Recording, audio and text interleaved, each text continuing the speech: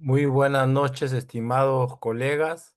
Bienvenidos a la segunda sesión de la estrategia educativa del programa de optimización de uso enfocado en la unidad de cuidados intensivos del Instituto Nacional de Salud del Niño del año 2025. El día de hoy conversaremos sobre un problema muy importante en nuestra institución en la unidad de cuidados intensivos y en otros servicios que manejan pacientes críticos infecciones por Pseudomonas aeruginosa resistente a carbapenems, que plantea una falla de la calidad del servicio de salud que prestamos y un desafío para el tratamiento. Este es el contenido de la charla. Hablaremos sobre una breve introducción, haremos hincapié en los mecanismos de resistencia, en la carga de enfermedad, los factores de riesgo, la información que disponemos del mapa microbiológico del 2024 y de la vigilancia microbiológica del PROA del 2024 y las recomendaciones basadas en la última guía del ITSA del 2024, con algunos comentarios de publicaciones recientes. Yo creo que todos sabemos que la Pseudomonas aeruginosa es un bacilo gram negativo, no fermentador, aeróbico, no esporulado, que es capaz de causar diversas infecciones, tanto en los pacientes inmunocompetentes como los inmunocomprometidos, pero con más frecuencia en los inmunocomprometidos.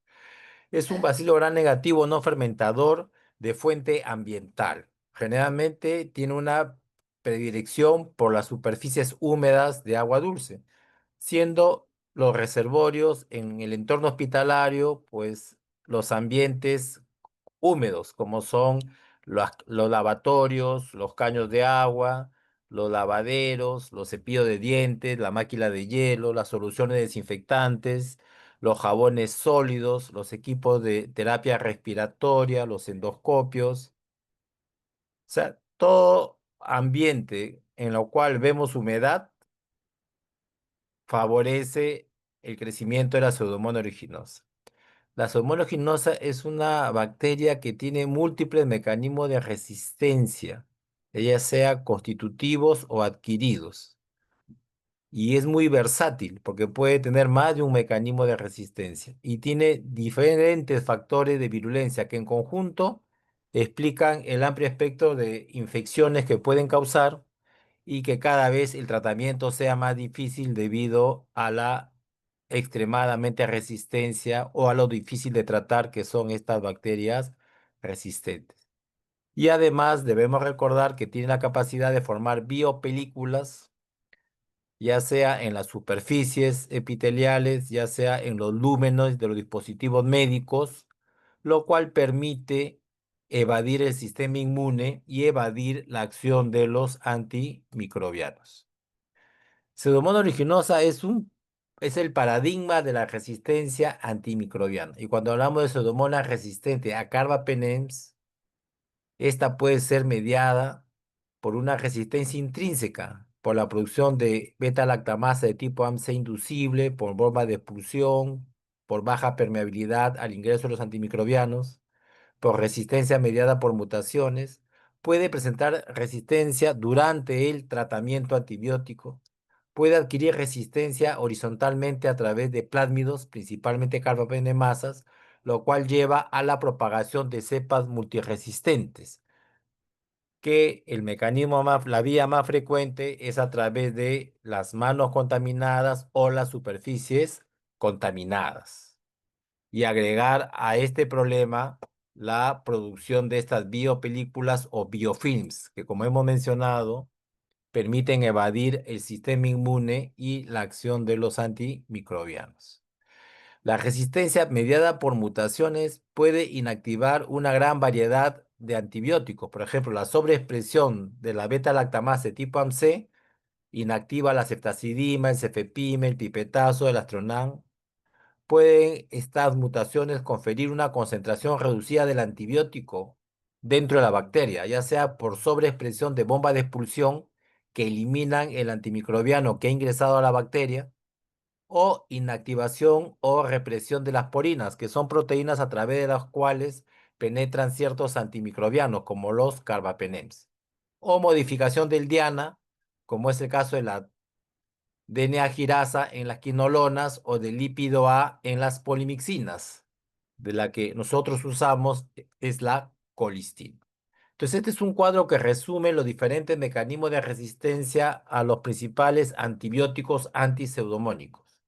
En el caso de beta-lactámicos, tenemos las beta-lactamases de espectro extendido, las beta-lactamases de tipo AMC, las carbapenemasas, la resistencia a quinolona mediada por mutaciones de la DNA girasa y la topoisomerasa, la resistencia a los aminoglicósidos por modificación de las enzimas modificadoras de aminoglicósidos, las bombas de expulsión que, como hemos mencionado, pueden expulsar diferentes familias de antibióticos una vez que éstas han ingresado a la bacteria, o por mutación de las porinas, que impide el ingreso de los antibióticos o reduce el ingreso de los antibióticos al interior de las células para alcanzar su blanco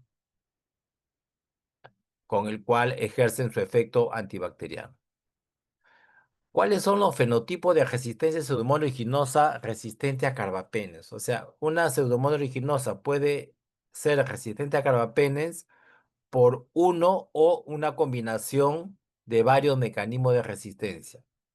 Algo que quiero aclarar y desde ahora es que el principal mecanismo de resistencia de Pseudomonas originosa a los carbapenems en nuestra unidad no es producción de carbapenemasas, ¿ok? No es producción de carbapenemasas.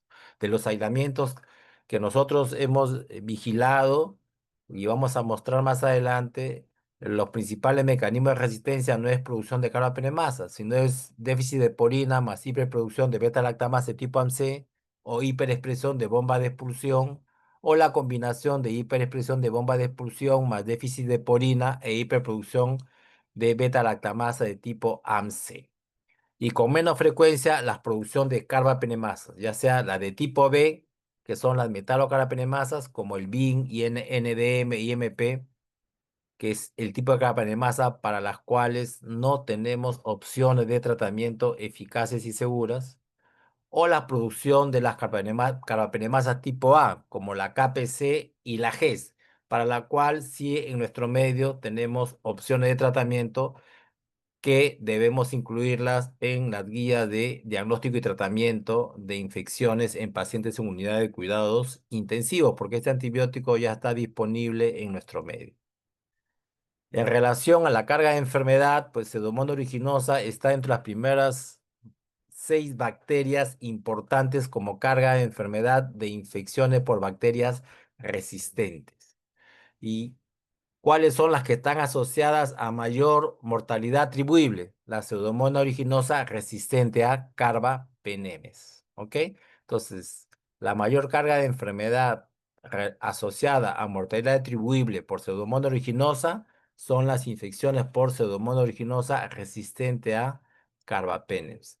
Es así que Pseudomonas originosa, dentro de la lista prioritaria para la investigación y desarrollo de nuevas opciones de tratamiento antibiótico, Pseudomonas originosa ha pasado del grupo crítico en el año 2022 al año 2024 al grupo de alta prioridad. ¿Por qué? Porque actualmente se disponen de antimicrobianos eficaces y seguros para tratar aquellas pseudomonas originosas resistentes a carbapenems, no productoras de metalocarbapenemasas, que es para la cual solamente hay una alternativa, que es el cifidrocol, que aún no está disponible en varios países de la región.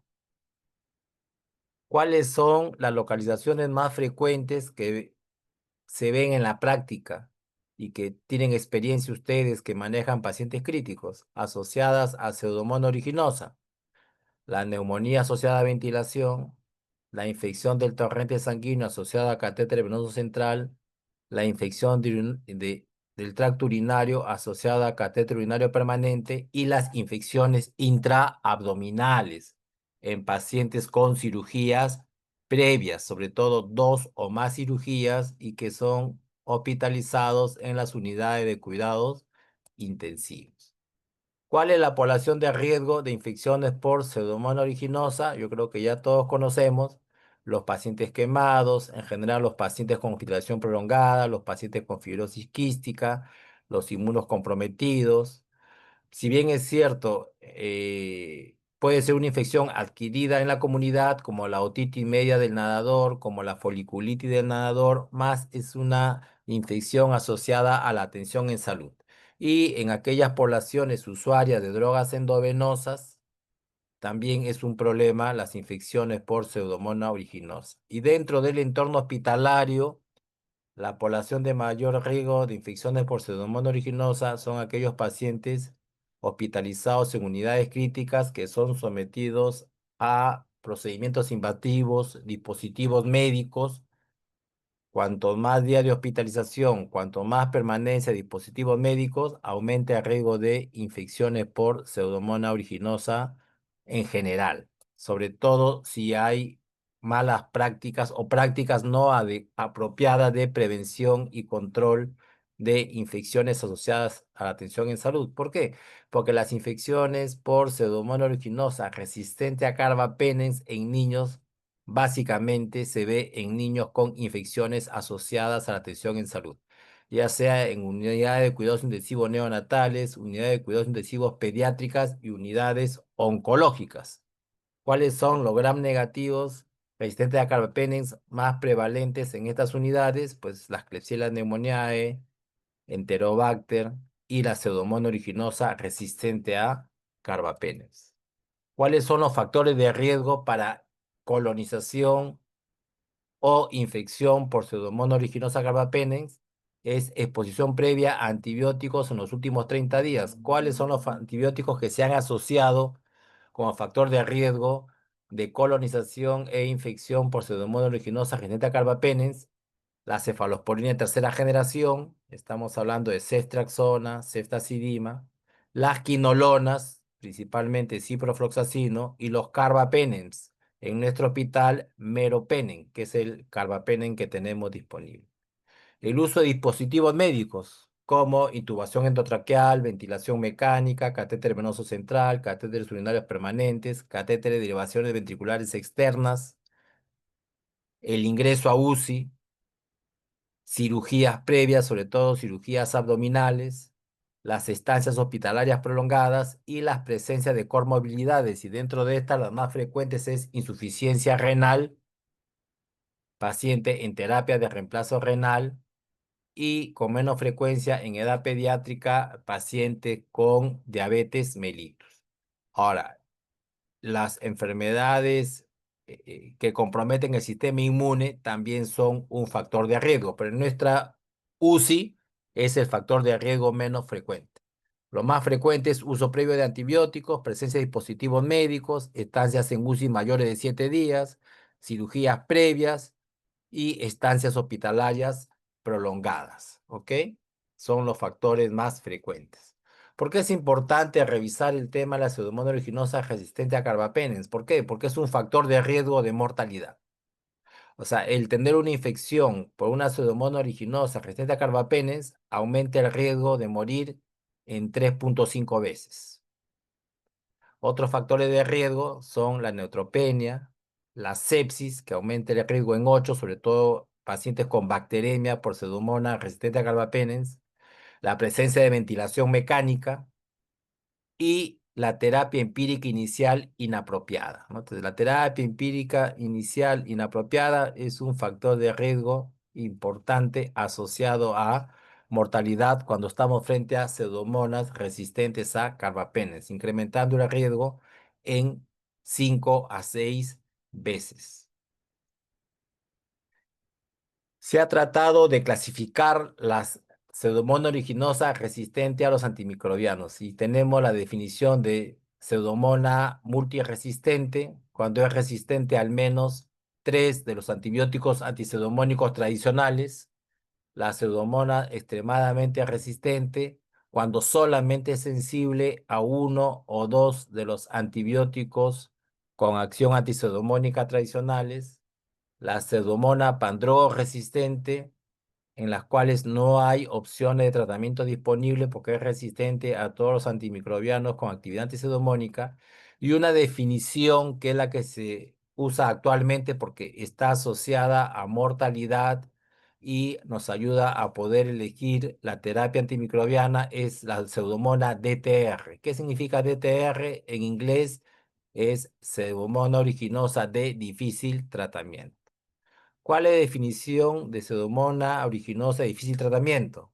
Es aquella pseudomona que es resistente a todos los beta-lactámicos activos contra pseudomonas, como ceftazidima, cefepime, piperacina tazobactam, aztreonam, carbapenems, y además es resistente a las quinolonas. ¿Ok?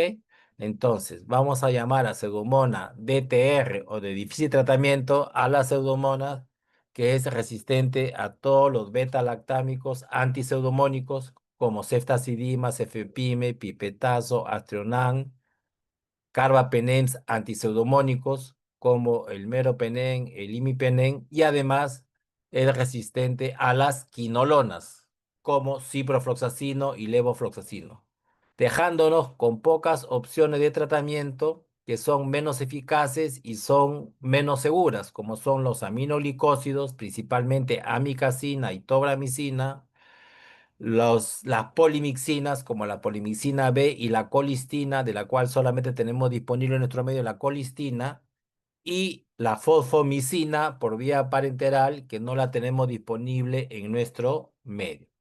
Por lo tanto, las únicas opciones que nos quedarían de acuerdo a nuestro formulario farmacológico institucional son los aminoglicósidos y la colistina, que son antimicrobianos menos eficaces y menos seguros que las nuevas opciones actualmente disponibles en otros países y dentro del país en otras instituciones, sobre todo privadas o de la seguridad social.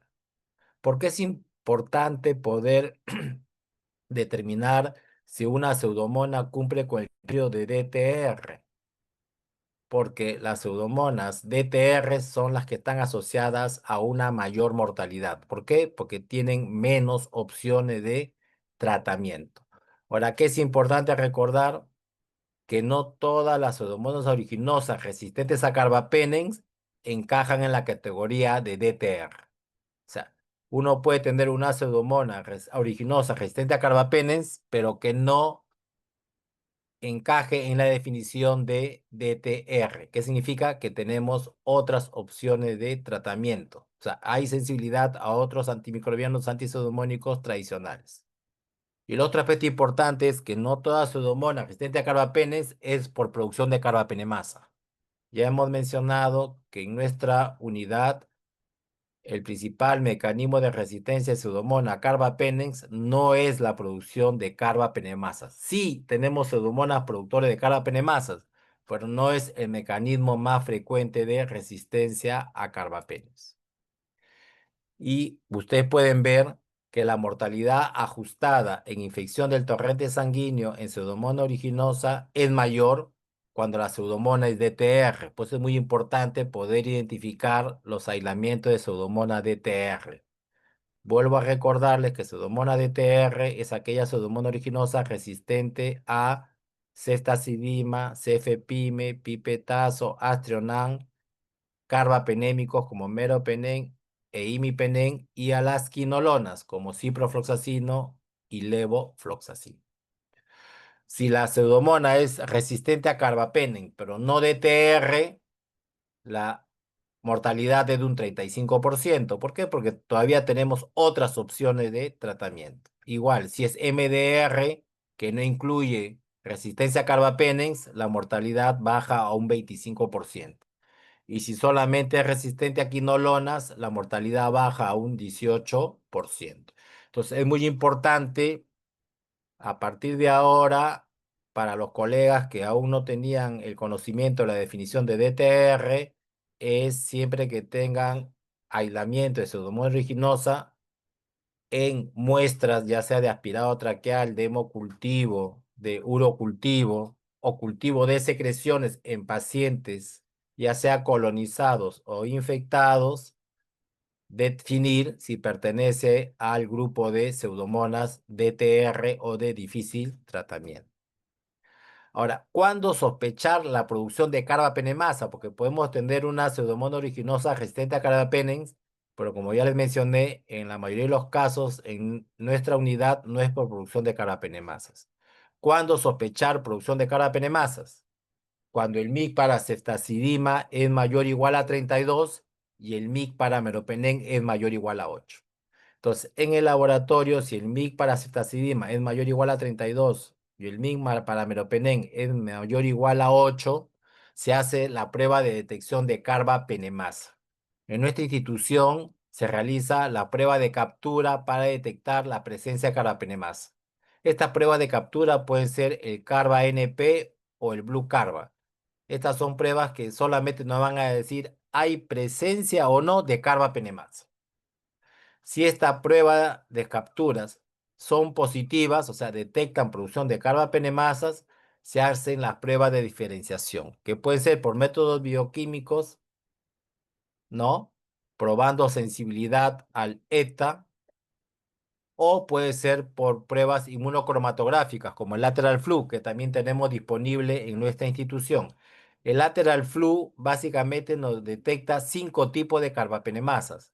La KPC, que es una serín-carbapenemasa, la NDM, el BIN y el IMP, que son metalocarbapenemasas, y la OXA48, que pertenece al grupo de las carbapenemasas tipo D o tipo OXA. Si es que el lateral flu no logra detectar el tipo de carbapenemasa, porque son carbapenemasas menos frecuentes, estos aislamientos son enviados a una institución de referencia, como es el Instituto Nacional de Salud, para que le realicen pruebas moleculares para la detección de tipo de carbapenemasa. Disculpen, pero...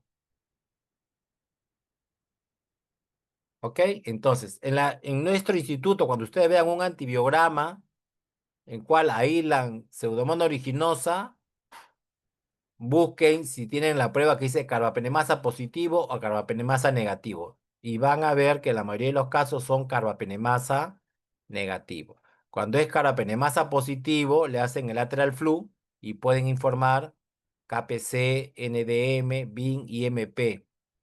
OXA48 usualmente no se ve en Pseudomonas aeruginosa. Si el lateral flu no logra detectar el tipo de carbapenemasa, entonces se envía la prueba al Instituto Nacional de Salud, que ya por métodos moleculares detectan el tipo de carbapenemasa. Ahora, hay nuevas opciones de tratamiento para Pseudomonas aeruginosa resistente a carbapenems, cuyo patrón de susceptibilidad nos puede correlacionar con el mecanismo de resistencia. Si ustedes revisan los antibiogramas actuales de Pseudomonas aeruginosa resistente a carbapenems, ustedes van a ver que ya nuestra institución testea ceftolozano tazobactam y ceftazidimas avibactam. Si la Pseudomonas aeruginosa resistente a carbapenems es sensible a ceftolozano tazobactam,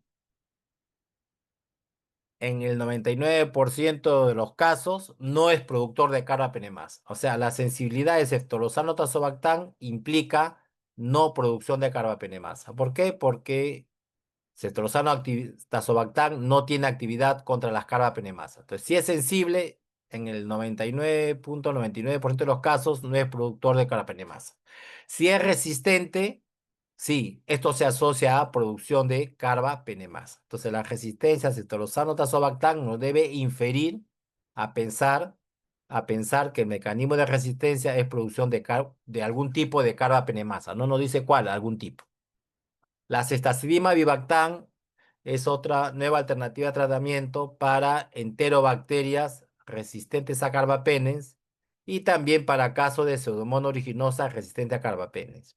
Ceftazidima avibactam, en el caso de Pseudomonas aeruginosa, va a testear sensible cuando no hay producción de carbapenemasa o si la hay, esta pertenece al grupo de la serin-carbapenemasa o carbapenemasa de tipo A, como la KPC o la GES. ¿Ok? Entonces, ceftazidima avibactam, si testea sensible en una Pseudomonas aeruginosa resistente a carbapenems, implica que no hay producción de carbapenemasa o hay carbapenemasa, pero es de tipo A, del tipo serín carbapenemasa, siendo la más frecuente la KPC y la GES. Si es resistente a ceftazidima avibactam, no solamente implica que es productora de carbapenemasa, sino que es productora de carbapenemasa tipo B, que pertenece al grupo de las metalocarbapenemasas. que son aquellas para las cuales pues, hay menos opciones de tratamiento. ¿Ok? En la actualidad hay un paciente en la UCI con una pseudomonas pútida productora de una carapenemasa tipo IMP, que pertenece a las metalocarapnemasas, para las cuales no tenemos opciones de tratamiento eficaces y seguras, como pueden disponer en otros países de cefiderocol, que es la opción para ese tipo de mecanismo de resistencia.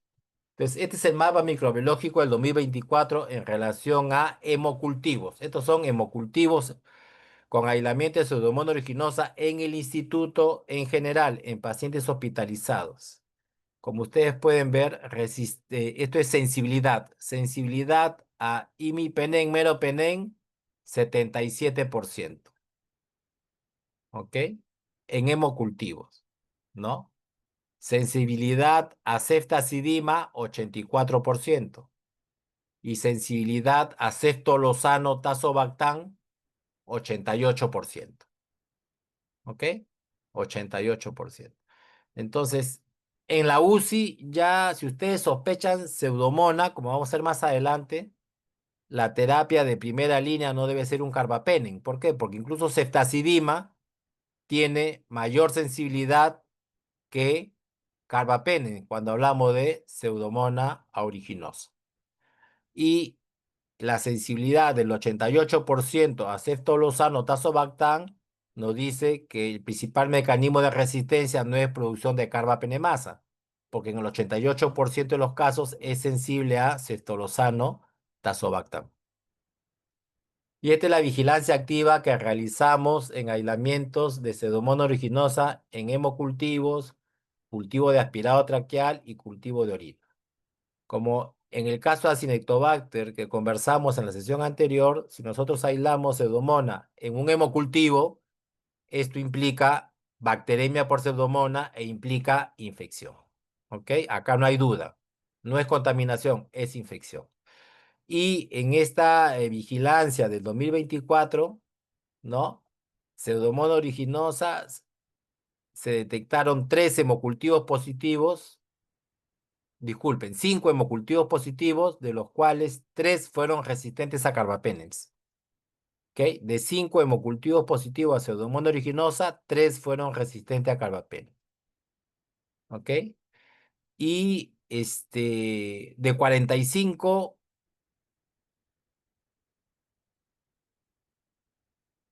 acá, de 45, disculpen, de 3 hemocultivos para Pseudomonas, 2 fueron resistentes a carbapenems. Y de 45 cultivos de aspirado traqueales con aislamiento de Pseudomonas, 36 fueron resistentes a carbapenems. De 7 urocultivos con aislamiento de Pseudomonas, 6 fueron resistentes a carbapenem. Como ustedes ven, la frecuencia de aislamiento de Pseudomonas aeruginosa resistente a carbapenem es alta. Cuando hablamos de sangre, todos corresponden a infección. Cuando hablamos de aspirado traqueal, hay que diferenciar colonización de infección y hacer una lectura interpretada de antibiograma para hacer la elección apropiada de la terapia antibiótica. Cuando hablamos de infección urinaria, también hay que diferenciar colonización de infección, porque la mayoría de los aislamientos de Pseudomonas en urocultivo, sobre todo si el paciente está con catéter urinario, van a corresponder a colonización. Entonces, acá hay un aspecto muy importante. No debemos tratar al paciente con antibióticos solo porque el urocultivo o el cultivo de aspirado traqueal se ha aislado una bacteria, ¿no? Porque lo que yo observo es que hay la costumbre de que el paciente hace fiebre y porque hace fiebre le toman cultivo de aspirado traqueal y no tiene criterios para sospechar neumonía o traqueobronquitis asociada a ventilador. Entonces, si aíslan una bacteria, lo más probable es que corresponda a una colonización. Y si están indicando un tratamiento antibiótico dirigido a esa bacteria, pues no están haciendo un uso apropiado de antimicrobianos. Igual es en el caso de infección urinaria, ¿ok? Entonces, en aislamiento de aspirado traqueal y de orina hay que diferenciar colonización de infección. ¿Por qué? Porque si para ustedes todo es infección, tener 45 neumonías asociadas a ventilador por Pseudomonas aeruginosa en un año es catastrófico. Tener 7 infecciones urinarias por Pseudomonas aeruginosa resistente a carbapenem también es catastrófico. Implicaría que estamos muy mal en lo que es prevención y control de infecciones. Por eso hay que hacer la diferenciación entre colonización e infección. Entonces, para poder medir la incidencia de aislamiento de bacterias resistentes, solamente tomamos en consideración los hemocultivos, porque el hemocultivo positivo a Pseudomonas aeruginosa sí corresponde a bacteremia, sí corresponde a infección. Y como pueden ver, en el 2023, 2 de 3 aislamientos fueron resistentes a carbapenems, lo cual daba una incidencia de 3,4 por cada 1000 ingresos. En el año 2024 también 2 de 3 y daba una incidencia de 3 por 1000 ingresos. Y en lo que va del primer semestre de este año, 1 de 2, lo que da también una incidencia de 3,1. O sea, la incidencia que tenemos de bacteremia por Pseudomonas aeruginosa resistente a carbapenems está dentro del rango de 3 a 3,4 aislamientos por cada 1000 ingresos a la unidad de cuidados intensivos. Prácticamente es como si ya tener Pseudomonas aeruginosa resistente a carbapenems en hemocultivos ya es endémico. Debemos de bajar esta tasa de densidad de incidencia y mediante la adherencia a las medidas de prevención y control de infecciones asociadas a la atención en salud. Y esta es la información de los aislamientos en aspirados traqueales. Acá se está expresando no la susceptibilidad, sino porcentaje de aislamientos resistentes. Ay, disculpen, de nuevo, o sea, porcentaje de aislamientos resistentes. Y acá pueden ver que cuando aislamos Pseudomonas aeruginosa en aspirados traqueales, 64% son resistentes a meropenem. 64%. ¿Ok? La resistencia a ceftazidima es más baja, es 28%. La resistencia al cefepime es 18%. Cefepime he visto que ya ha sido incluido en la guía de diagnóstico y tratamiento de neumonía asociada a ventilación, ¿no? Entonces, hay una menor resistencia al cefepime y a la ceftazidima que a los carbapenems. Y la resistencia al ceftolozano tozobactam es 12%. ¿Qué significa? Que si hablamos de Pseudomonas resistente a carbapenems, ¿no? Solo el 12% serán por producción de carbapenemasa. Porque hemos dicho que ceftolozano tozobactam es resistente cuando hay presencia de carbapenemasa. Significa, expresado de otra manera, que el 88% de las pseudomonas aeruginosas no producen carbapenemasas de los aislamientos en la UCI de nuestra institución. Por lo tanto, ceftolozano tazobactam sería una buena alternativa para tratar Pseudomonas aeruginosa, pacientes con pacientes con neumonía asociada a ventilador por probable Pseudomonas resistente a carbapenes, ¿no? Si no disponemos de ceftolozano tazobactam, la alternativa cefepime.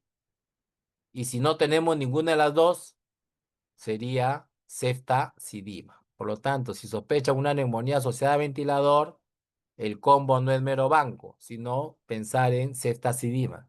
Y miren, de los aislamientos de bacterias en aspirados traqueales, asumiendo que todos los pacientes tenían sospecha de neumonía asociada a ventilador, Staphylococcus aureus representa menos del 10% de los aislamientos.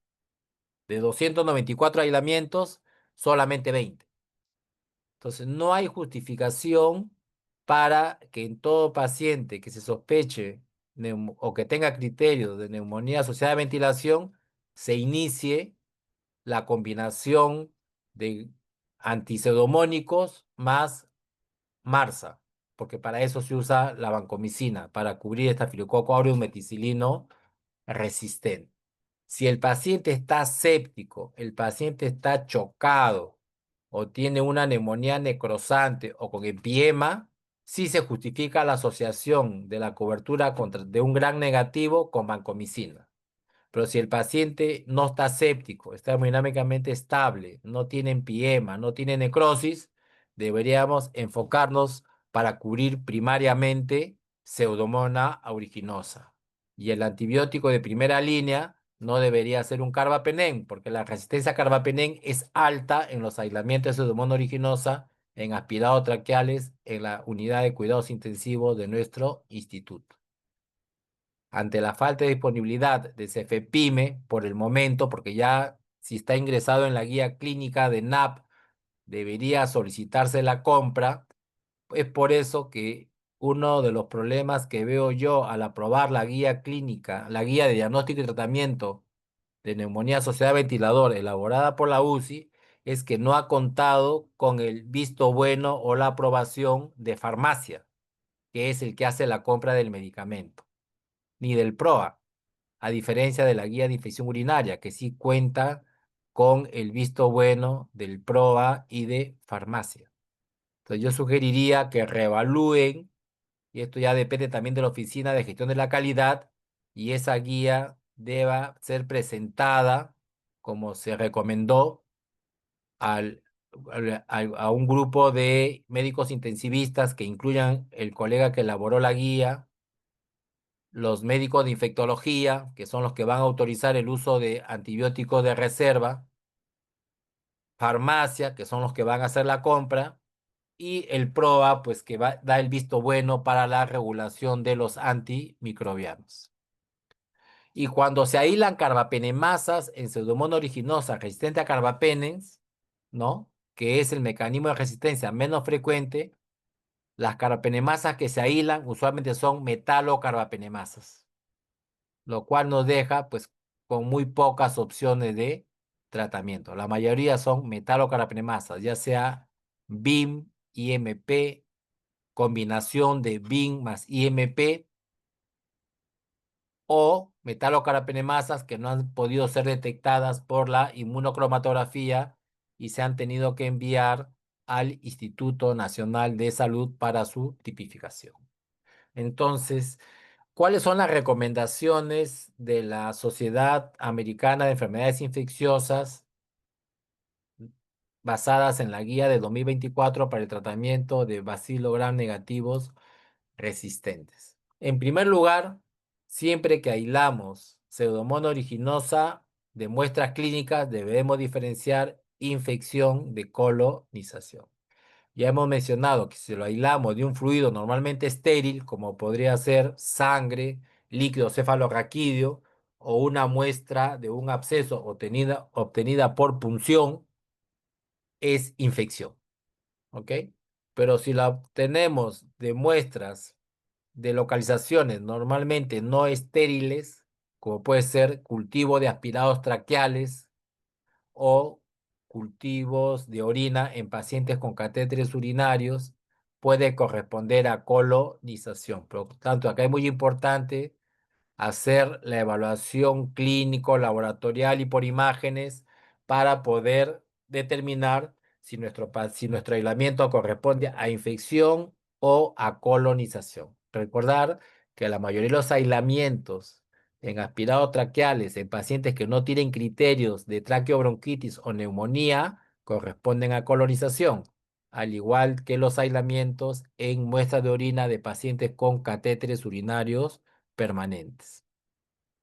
El tratamiento empírico, dada la alta prevalencia de Pseudomonas aeruginosa de difícil tratamiento, en aquellas unidades en la cual la probabilidad de Pseudomonas de difícil tratamiento sea de un 10 a un 20%, si el paciente está séptico o chocado, la recomendación es que la terapia empírica inicial debería incluir las nuevas opciones de tratamiento para este tipo de infecciones. ¿Ok? para reducir la mortalidad y evitar la terapia inapropiada empírica inicial. Y a las 48 a 72 horas que ya disponemos del aislamiento microbiológico y del patrón de susceptibilidad, pues pasar de una terapia empírica a una terapia dirigida. ¿Ok? Por eso es muy importante la vigilancia microbiológica de los aislamientos de Pseudomonas aeruginosa. Es muy importante el control de la fuente de infección. O sea, si hay un catéter urinario en un paciente con urocultivo positivo, hay que retirar el catéter y si es necesario cambiarlo por uno nuevo. Si tiene un catéter venoso central y es un paciente con bacteriemia, hay que retirar ese catéter venoso central y cambiarlo por otro, además del tratamiento apropiado. Si tiene un absceso, hay que drenar el absceso. Si tiene un tejido necrótico infectado, hay que debridar el tejido necrótico, como en el caso de los quemados, ¿ok? Entonces, no todo lo hace el antibiótico. Es muy importante el control de la fuente de infección, porque si no controlamos la fuente de infección, el inóculo va a permanecer alto, se van a formar biopelículas, lo cual va a hacer más difícil la erradicación de la infección. Entonces, ¿cuáles son las opciones de tratamiento que tenemos para la Pseudomonas aeruginosa? Si la Pseudomonas aeruginosa es susceptible a los betalactámicos antipseudomónicos tradicionales, deberíamos preferirlos a los carbapenems. O sea, si yo tengo una Pseudomonas aeruginosa que es sensible a ceftazidima, a pipetazo o a cefepime, y además es sensible a meropenem, yo debería preferir iniciar con ceftazidima, cefepime o pipetazo para reservar los carbapenems cuando es resistente a estos otros antibióticos mencionados inicialmente. ¿Qué otras opciones de tratamiento tenemos? Tenemos las quinolonas, como la ciprofloxacina y el levofloxacino. De estas dos quinolonas, ¿cuál es la que tiene mayor actividad antiseudomónica? Es el ciprofloxacino. Entonces, si yo tengo Pseudomonas aeruginosa, debería preferir el ciprofloxacino, ¿ok? Entonces, si yo tengo una Pseudomonas aeruginosa que permanece sensible a los antipseudomónicos tradicionales, incluyendo los carbapenems, yo debería reservar los carbapenems para cuando hay resistencia.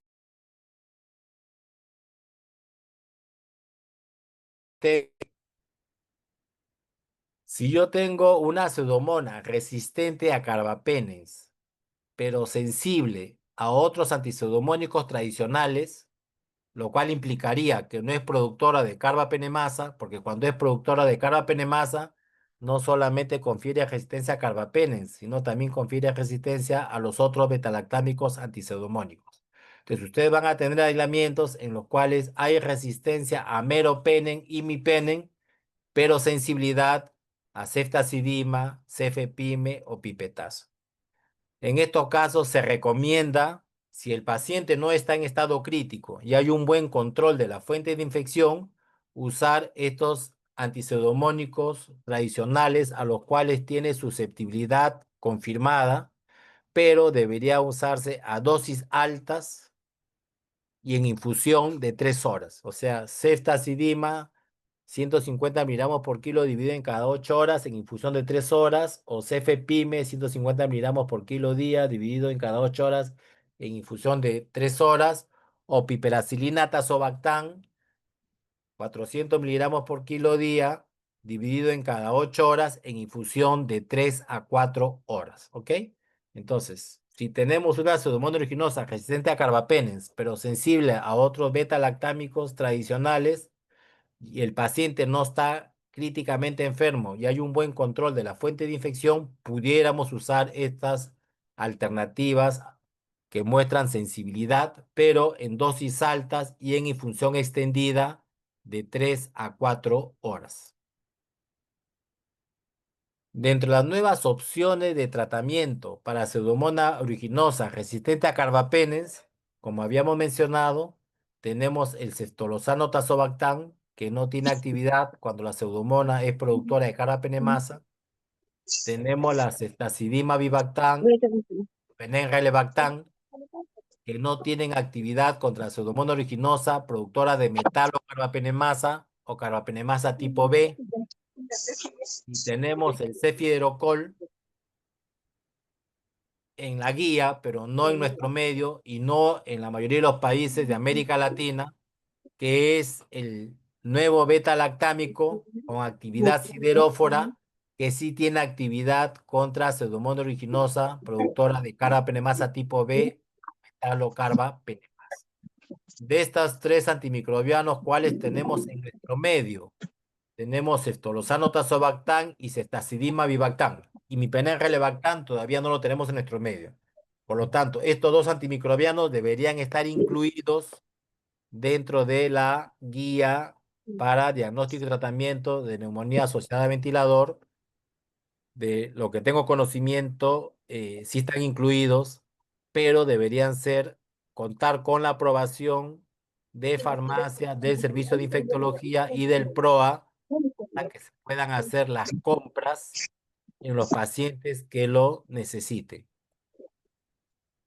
Ahora, si es un paciente que está críticamente enfermo o en el cual hay un pobre control de la fuente de infección y estamos frente a una pseudomonas resistente a carbapenems, a pesar que sea susceptible a los beta-lactámicos tradicionales, como es un paciente críticamente enfermo y con pobre control de la fuente de infección, se deberían preferir las nuevas opciones de tratamiento, como son el sonetazobactán, si es que no es productor de carbapenemasa, y la ceftazidima bivactán, y es productor de carbapenemasa, pero de carbapenemasa tipo A, porque no tiene actividad contra la Pseudomonas aeruginosa, productora de metalocarbapenemasa. ¿Ok? Entonces, puede que tengan una Pseudomonas aeruginosa resistente a carbapenems y sensible a ceftazidima, cefepimio, pipetazo.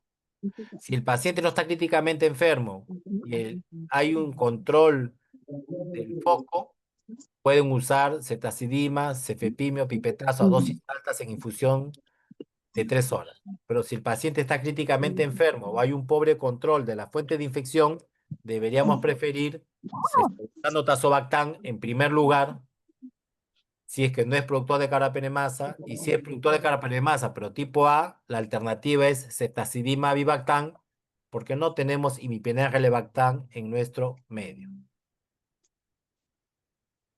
¿Qué dice la guía? Si estoy frente a un paciente con una cistitis no complicada por una pseudomona de difícil tratamiento, o sea que es resistente a todos los betalactámicos pseudomónicos, incluyendo carbapenes, y a las quinolonas, la terapia de elección debería ser ceftolosano tazobactam, que lo tenemos en nuestro medio.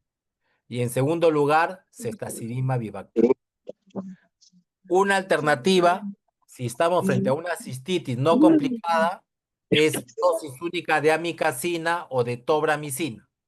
Tobramicina aún no la tenemos en nuestro formulario, pero sí tenemos amikacina, cuando el MIC es menor o igual a 16. Entonces, amikacina es una alternativa para cistitis no complicada por Pseudomonas aeruginosa de difícil tratamiento. Ahora, ¿cuál es la definición de cistitis no complicada?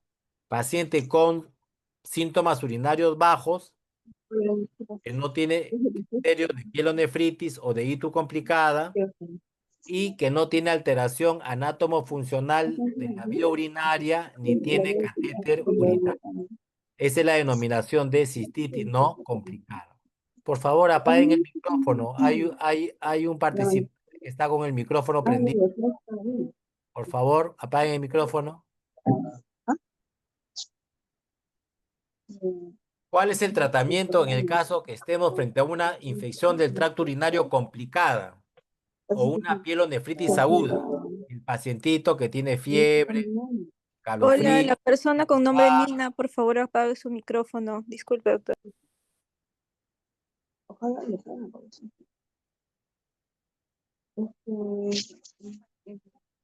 si estamos frente a una pielonefritis aguda o una ITU complicada, por favor, apaguen el micrófono.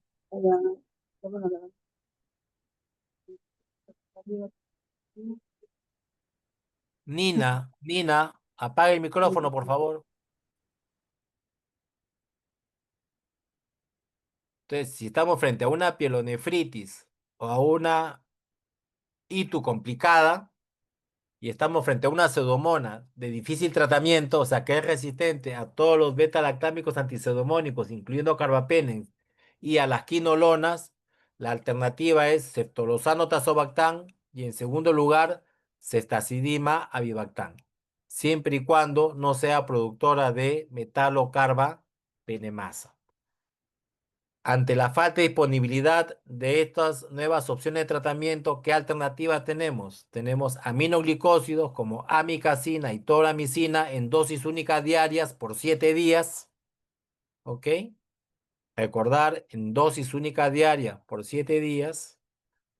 Y la otra alternativa sería colistina. La única justificación para usar colistina en monoterapia es ITU complicada o pielonefritis por Pseudomonas aeruginosa de difícil tratamiento. Porque para las otras localizaciones nunca se indica colistina en monoterapia. Siempre tiene que indicarse colistina como parte de una terapia combinada. Entonces, para el tratamiento de una pielonefritis o una ITU complicada por una pseudomona DTR, en nuestra institución, que aún no contamos con cestolozano tazobactam o cetazidima avibactam, tendríamos la amicacina a 15 miligramos por kilo cada 24 horas por 7 días, o tendríamos la colistina a 5 miligramos por kilo dosis de carga y luego 2,5 miligramos por kilo cada 12 horas por 7 días. Ahora, en la guía de infección del tracto urinario que ya cuenta con aprobación por la dirección, ya está incluido el ceftriaxona tazobactam y la ceftazidima avibactam. Por lo tanto, en el paciente que lo requiera, y esa guía ya ha sido aprobada también por farmacia y por PROA, se podría solicitar la compra, si es que además presentara resistencia a aminoglicósidos y a colistina, ¿ok? Para justificar la compra. En el caso de infecciones localizadas fuera del tracto urinario por Pseudomonas aeruginosa de difícil tratamiento, estamos hablando principalmente de bacteremias, estamos hablando de neumonías, estamos hablando de infecciones intraabdominales. La terapia de elección es ceftolozano tazobactam y en segundo lugar ceftazidima avibactam. ¿Ok? En primer lugar, ceftolozano tazobactam porque el mecanismo más frecuente de resistencia a carbapenems y de DTR en nuestra institución no es producción de carbapenemasas, por lo tanto, ceftriaxona tazobactam sería la primera alternativa y la segunda sería ceftazidima avibactam en el caso que sea productora de carbapenemasa tipo A, no metalocarbapenemasa. Imipenem y listatina relebactam no contamos en nuestro medio. El ceftriaxona tazobactam es una cefalosporina antipseudomónica que tiene muchas ventajas con respecto a la ceftazidima. O sea, el ceftolozano por sí mismo es un potente antipseudomónico. Se le agrega el tazobactam a una concentración más alta que la combinación piperacilina-tazobactam. El agregado de tazobactam le aumenta tu protección contra las beta-lactamasas de tipo AMC, ¿ok? Pero el que hace el mayor trabajo es el ceftolozano. Y acá tenemos, este es un estudio que compara ceftolozano tazobactam versus regímenes en base a polimixinas como colistina o aminoglicósidos en infecciones por pseudomonas resistentes a carbapenems. Como ustedes pueden ver, el ceftolozano tiene una mayor afinidad por la PBP1B, 1C y 3, tiene mayor estabilidad contra la beta-lactamasa de tipo AMC, tiene una mayor permeabilidad, o sea, pasa con más facilidad a la membrana externa de gram negativos, supera el efecto de la bomba de expulsión y de mutación de porinas, lo cual le da una mayor actividad frente a Pseudomonas. O sea, es un antipseudomónico más potente que la ceftazidima.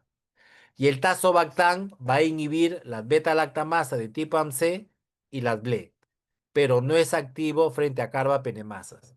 Y acá ustedes pueden ver en este cuadro comparativo esquemas basados en ceftorozano tazobactam versus esquemas basados en polimixina con o sin aminoglicósidos. Ustedes pueden ver una mayor cura quirúrgica, 81 versus 61, una menor muerte hospitalaria, 20 versus 25, y una menor injuria renal aguda, 6 versus 34. ¿Ok? Entonces, la terapia de primera elección para una pseudomona DTR es el ceftolozano tazobactam. Y la segunda alternativa sería ceftazidima avibactam. Este es un estudio que compara ceftazidima avibactam versus ceftolozano tazobactam. ¿Y qué encuentra este estudio? Que el tratamiento con ceftolozano tazobactam tiene mayores tasas de cura clínica que el tratamiento con ceftazidima avibactam en infecciones invasivas por pseudomonas de difícil tratamiento. Pero cuando hacen el análisis por tipo de infección, la diferencia en mayor eficacia la encuentran en los casos de neumonía asociada a ventilador. ¿Ok? En los casos de neumonía asociada a ventilador. Entonces, cuando comparamos la eficacia clínica de ceftolozano tazobactam con ceftazidima avibactam, la mayor diferencia en eficacia va a ser a favor de ceftolozano tazobactam, va a ser a favor de en aquellos pacientes con neumonía asociada a ventilación. Recordemos nuevamente que ceftazidima avibactam es un inhibidor de beta-lactamasa de tipo BLE, AMC y de carbapenemasas tipo serin como la KPC, y que no es activo si es que hay presencia de metalocarbapenemasa. ¿Ok? Ahora, ¿cuál sería la opción de tratamiento si la Pseudomonas originosa DTR es productora de carbapenemasa tipo B o metalocarbapenemasa? O sea, ya sea IMP, BIM o NDM, que son las más frecuentes. La alternativa es el cefiderocol, pero cefiderocol todavía no está disponible en ningún país de América del Sur. Ya está siendo usado en Europa, en Estados Unidos, pero no lo tenemos todavía disponible en América, en ningún país de América del Sur. Entonces, es un problema cuando tenemos una pseudomonas aeruginosa productora de metalocarbapenemasa. Y acá tenéis este artículo, es un artículo del 2024, del año pasado, en el cual hace un algoritmo para guiarnos en el tratamiento de infecciones por Pseudomonas aeruginosa de difícil tratamiento si el paciente tiene una sepsis severa y ustedes sospechan Pseudomonas aeruginosa de difícil tratamiento, ¿no? Entonces, si estamos frente a una infección urinaria, deberíamos iniciar con, acá ponen ceftazidima avibactam o ceftolozano tazobactam, pero de acuerdo a la guía, deberíamos preferir ceftolozano tazobactam y en segundo lugar, ceftazidima avibactam. Si a la hora que recibimos el cultivo no es una pseudomona DTR, sino es una pseudomona MDR, si es sensible a pipetazo, lo desescalamos a pipetazo. Si es sensible a ceftazidima, ceftazidima. Si es sensible a cefepime, cefepime. Si es sensible a astronam, astronam. Y si es sensible a quinolonas, quinolonas. Pero recordar que tenemos que darlo en dosis alta y en el caso de beta-lactámicos en infusión extendida de 3 horas. Si es resistente a estos antipseudomónicos tradicionales, pero sensible a carbapenems, la alternativa sería desescalarlo a un carbapenem, como meropenem o imipenem. ¿Ok? Pero si es una pseudomona DTR causante de infección urinaria, entonces continuamos con ceftolozano tazobactam o ceftazidima avibactam, siempre y cuando no sea productora de metalocarbapenemasa. Si es productora de metalocarbapenemasa, la alternativa es cefiderocol. Y si no tenemos cefiderocol, ¿qué alternativa tenemos? Si es sensible a micacina, amicacina, y si es sensible a colistina, colistina. debiendo preferir amicacina a la colistina para reservar la colistina. 15 miligramos por kilo día cada 24 horas por 7 días. Ahora, si estamos frente a una infección por Pseudomonas aeruginosa de sepsis de foco abdominal, infección intraabdominal, ¿ok? Entonces, debemos ampliar la cobertura para anaerobios. Entonces, al ceftalozano tazobactam o a la ceftazidima ibactam, la deberíamos combinar con metronidazol, ¿ok? Combinar con metronidazol. Si el cultivo nos muestra que es una pseudomona que no es DTR, sino es MDR, si es sensible a pipetazo, lo podemos dejar solo con pipetazo, porque pipetazo tiene cobertura contra anaerobios. Si es sensible a ceftazidima, usaremos ceftazidima más metronidazol, porque ceftazidima no tiene cobertura contra anaerobios. Si es sensible a cefepime, cefepime más metronidazol. Si es sensible a Astronan, Astronan más metronidazol. Y si es sensible a quinolona, quinolona más metronidazol. Solamente no combinaríamos con metronidazol si es sensible a pipetazo, porque pipetazo tiene cobertura contra anaerobios. Ahora, si es resistente a estas opciones y es sensible a carbapenems, desescalaríamos de ceftalozano tazobactam o ceftazidima ibactam a un carbapenem, que puede ser imipenem o meropenem. Recordemos que ertapenem no tiene actividad contra pseudomonas, por eso no se considera un carbapenem antipseudomónico. Si el cultivo nos muestra que efectivamente es una pseudomona DTR, ¿no? Combinaríamos ceftosolostano tazobactam con metronidazol, como fue la terapia empírica inicial, o ceftazidima ibactam con metronidazol. Si es una pseudomona DTR productora de metalocarbapenemasa, combinaríamos cefiderocol con metronidazol. ¿Por qué? Porque cefiderocol no tiene cobertura contra anaerobios. Si no tenemos cefiderocol y tenemos una sepsis de foco abdominal, combinaríamos colistina con metronidazol, porque colistina solamente tiene actividad contra gran negativos, no tiene actividad contra anaerobios. Colistina con metronidazol, ¿ok? Si estamos frente a una neumonía hospitalaria o una neumonía asociada a ventilación, igual, si nuestra UCI tiene alta prevalencia de DTR, comenzaríamos con ceftalozano tazobactam o cetacima ibactam, que es lo que tenemos disponible en nuestro medio, bajo una compra especial. ¿Ok? Si lo tuviéramos disponible. Si el cultivo nos dice que es MDR y sensible a pipetazo, podemos usar pipetazo o ceftazidima o cefepime o astronan o una quinolona. En, cuando hablamos de beta-lactámicos, dosis altas en infusión extendida de 3 horas. Si hablamos de ciprofloxacino, en dosis altas. Si es resistente a estos antipseudomónicos y sensible a carbapenems, lo desescalamos a carbapenems. Pero si es una pseudomona DTR, continuaremos con ceftalozano tazobactam o ceftazidima avibactam. Pero si es productora de carbapenema, de metalocarbapenemasa, tendríamos que escalarlo a cefiderocol. Si no tenemos cefiderocol, la alternativa sería combinar la colistina con otro antibiótico al cual sea susceptible. Si es una pseudomona DTR, va a ser resistente a quinolonas. Por lo tanto, la única alternativa que sería menos eficaz y menos segura es combinar colistina con aminoglicósido. ¿Ok?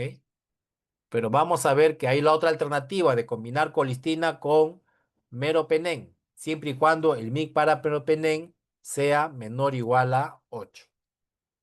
Este es no hablando de pseudomona DTR, sino pseudomona resistente a carbapenems en general.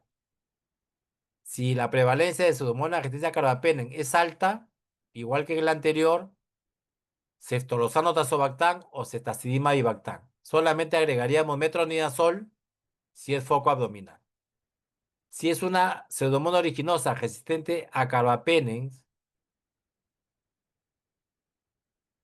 No es resistente. Si nos sale que no es resistente a carbapenems, ¿no? Carbapenem resistente, negativo. Ceftolosano tazobactam y ceftazidima avibactam, ¿no? A ver, espérense acá. Ah, Si es carbapenemasa negativo, si es carbapenemasa negativo, podemos usar ceftolosano tazobactam. Y ceftazidima avibactam si no es metalocarbapenemasa. Si es carbapenemasa positivo, ¿no? Y es una carapenemasa tipo GES, que es una carapenemasa, podemos usar ceftazidima avibactam, porque ceftazidima avibactam tiene actividad contra las carapenemasas. Pero si es una carapenemasa positivo, pero es metalocarbapenemasa, tendríamos que usar cefiderocol. Si no tenemos cefiderocol, combinación de fosfomicina, amicacina y colistina. Tendríamos que usar combinaciones. ¿Ok? Que serían las opciones menos eficaces. La más eficaz y segura sería cefiderocol. Ahora, la colistina es una alternativa al tratamiento que venimos usando porque no disponemos al momento de aquellas nuevas opciones de tratamiento consideradas más eficaces y seguras. Pero, excepto en infección del tracto urinario, no debería usarse en monoterapia, siempre debería ser parte de un régimen combinado con al menos otro antibiótico con sensibilidad demostrada. O sea, si ustedes tienen una pseudomonas aeruginosa resistente a carbapenems, resistente a los otros betalactámicos antiseudomónicos, pero sensible a quinolonas, podrían combinar colistina más ciprofloxacin. Pero si tenemos una pseudomonas DTR, que incluye resistencia a quinolonas, una alternativa es la asociación de colistina más meropenem a dosis altas en infusión de 3 horas. Pero ¿en qué situaciones se ha observado que hay eficacia de esta recomendación? Cuando el MIC para meropenem es menor o igual a 8. ¿Ok? Entonces, si ustedes tienen una infección por Pseudomonas aeruginosa localizada fuera del tracto urinario y que es una Pseudomonas DTR, ¿no? Pero el MIC para meropenem es menor o igual a 8, podrían combinar colistina más meropenem 120 miligramos por kilo día, dividido en cada 8 horas en infusión extendida de 3 horas. Los estudios que se han realizado cuando el zinc es mayor o igual a 16, en el caso de meropenem, no han visto un beneficio con la combinación. ¿Ok? Entonces, el beneficio de la combinación de colistina más meropenem es siempre y cuando el MIC para meropenem sea menor o igual a 8. Y cuando usamos el meropenem, recordar que este es un antibiótico que su eficacia microbiológica depende de la concentración en el área bajo la curva sobre el MIC en el intervalo de tiempo. Por eso es que se recomienda dosis de carga. Si bien es cierto, ustedes pueden encontrar referencias que la dosis de carga puede ser de 5 a 8 miligramos por kilo, no se recomienda 8 miligramos por kilo, salvo en pacientes con fibrosis quística, que tienen una depuración más rápida de la colistina, una depuración renal más rápida. Entonces, debemos usar dosis de carga de 5 miligramos por kilo, independiente de la función renal durante las primeras 48 horas, y luego una dosis de mantenimiento de 2,5 miligramos por kilo cada 12 horas, monitorizando la función renal. Entonces, la dosis de carga es independiente de la función renal. ¿Ok? En el paciente críticamente enfermo con falla renal aguda, no se recomienda regular la dosis las primeras 48 horas, porque el objetivo es neutralizar la infección. Regulamos la dosis después de las 48 horas en el paciente con falla renal aguda, que generalmente está asociado a la sepsis. ¿Ok? Entonces, evitemos usar dosis mayores de 5 miligramos por kilo día, hablando de dosis de mantenimiento. Disculpen, ¿alguien ha ingresado? Alguien está pirateando. Y la única excepción para uso de colistina en monoterapia es infección urinaria. Y debemos evitar la asociación de colistina con aminoglicosidos y vancomicina porque aumenta la nefrotoxicidad. Y deberíamos evitar la combinación de colistina con cumarínicos porque aumenta el riesgo de bloqueo neuromuscular. Por eso que la combinación de colistina más aminoglicósido es una combinación menos efectiva y menos segura, pero se puede indicar como terapia compasiva ante la falta de otras opciones de tratamiento. Y recordar que la infusión prolongada de beta-lactámicos, en el caso de meropenem, es dosis alta de meropenem, 120 20 miligramos por kilo día, dividido en cada 8 horas, en infusión de 3 horas, siempre y cuando el MIC sea menor o igual a 8, que el MIC para meropenem sea menor o igual a 8. MIC mayor o igual a 16, no se ha visto un beneficio eh, del índice farmacocinético farmacodinámico ni de la erradicación microbiológica, ¿no? El fundamento de la infusión extendida es que al infundir en 3 horas, la concentración del meropenem va a permanecer mayor tiempo por encima del MIC y esto puede alcanzar el objetivo farmacocinético o farmacodinámico, ¿no? Pero esta infusión extendida o prolongada de 3 horas, básicamente, cuando el MIC para meropenem es de 4 u 8, o sea, es menor o igual a 8. Si es mayor de 8, no va a haber beneficio. Y es así que en la directiva sanitaria de uso de antimicrobianos de vigilancia y reserva ya está incluido ceftolozano tazobactam y ceftazidima bivactam. En la directiva sanitaria de tratamiento de infecciones por Pseudomonas DTR, que también ya cuenta con resolución directoral, ya está incluido ceftolozano tazobactam y ceftazidima bivactam.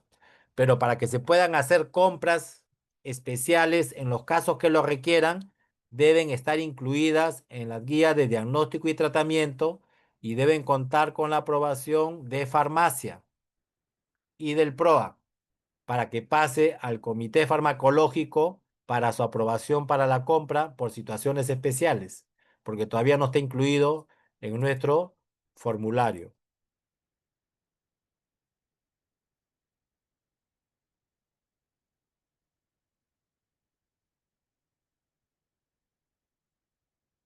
Disculpen, parece que alguien ha entrado al.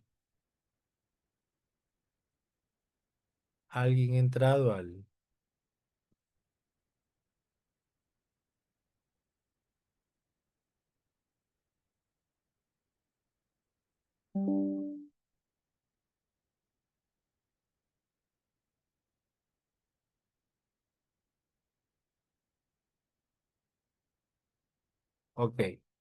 Entonces, ¿qué alternativa tenemos nosotros para Pseudomonas aeruginosa DTR? Que es resistente a todos los beta-lactámicos antiseudomónicos, incluyendo las quinolonas.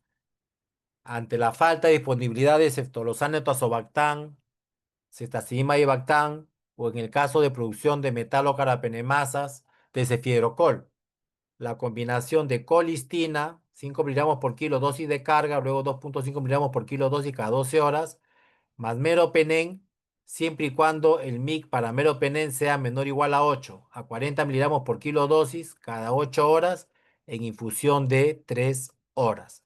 Pero ya deberíamos solicitar la compra de ceftolozano tazobactam y ceftazidima bivactam, ¿ok? Porque ya está en la guía técnica, pero hay que completar con la aprobación de farmacia, la aprobación de infectología y la aprobación de PROA para que puedan hacerse compras especiales en los casos que lo requieran, porque son antibióticos, como hemos visto, más eficaces y más seguros.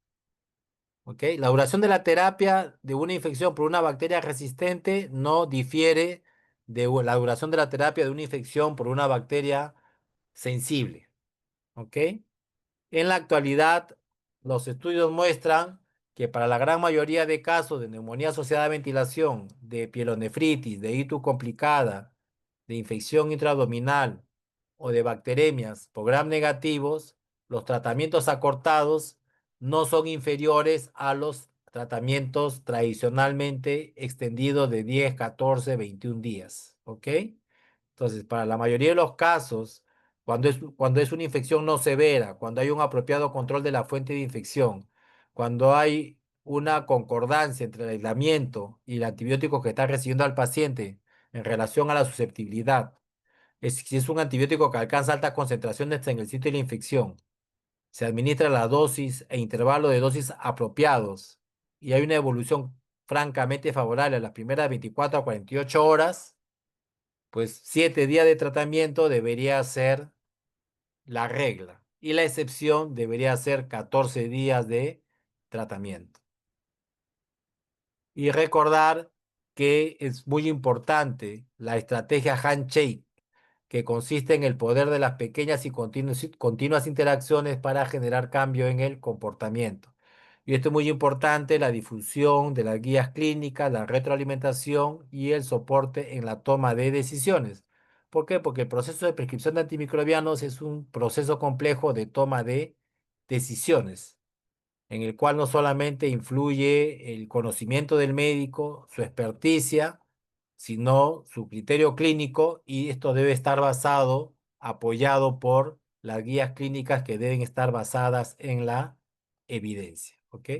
Y recordar que cada vez que aislamos Pseudomonas aeruginosa en un aspirado traqueal, en una muestra de urocultivo, en una muestra de secreción abdominal o secreción de herida, o en hemocultivo, implica una falla de las medidas de prevención y control de infecciones. O sea, estamos fallando. Por lo tanto, deberíamos revisar nuestras adherencia a las medidas de prevención y control. ¿Y cuáles son los 5 pilares del control de infecciones? Uno es la vigilancia, dos, la higiene de manos, tres, la adherencia a los bundles de prevención de infecciones asociados y dispositivos, cuatro, la adherencia a las precauciones de aislamiento, sobre todo precauciones estándar y precauciones de contacto, y cinco, la limpieza y desinfección del ambiente hospitalario, de los equipos médicos, del instrumental médico, ¿ok? Y el programa de optimización de usos antimicrobianos, pues está comprometido con el uso responsable y apropiado de los mismos para que los antimicrobianos que actualmente tenemos disponibles, pues tengan una mayor vida útil. Mientras disponemos de las nuevas opciones de tratamiento que ya hace 10 años las tienen disponibles en otros países y que ya incluso ya hay reporte de resistencia a esas nuevas opciones de tratamiento en los países que ya lo vienen usando cerca de 10 años. No sé si tienen alguna pregunta. Muchas gracias. Pregunta, por favor.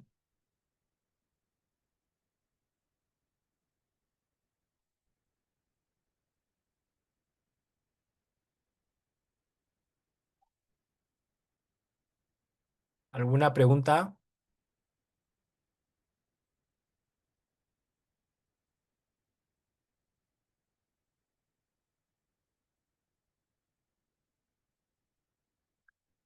Este, lo que quiero recalcar es que está muy bien que se haya elaborado la guía técnica de diagnóstico y tratamiento de neumonía asociada a ventilador, pero esta debe ser presentada en una reunión a un grupo representativo de colegas de la unidad de cuidados intensivos para su opinión, su validación, porque son los que la van a usar, colegas del servicio de infectología, que son los que van a autorizar, profesionales de farmacia, que son los que van a hacer la compra y van a ver la factibilidad, y la unidad funcional PROA, que son los requisitos para que posteriormente puedan solicitarse compras especiales en los pacientes que lo requieran, ¿ok?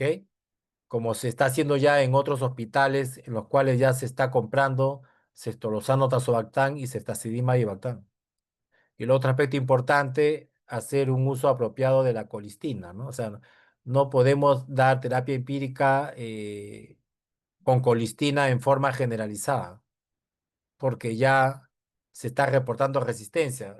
Ya hay aislamiento en la UCI en un paciente con una infección por Klebsiella pneumoniae resistente a carbapenems, ya reporte de resistencia a colistina, y lo cual ya es una alarma, es una alerta epidemiológica, resistencia a colistina.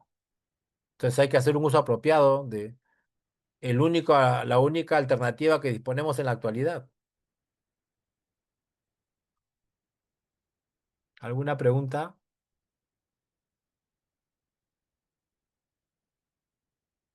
¿Alguna duda?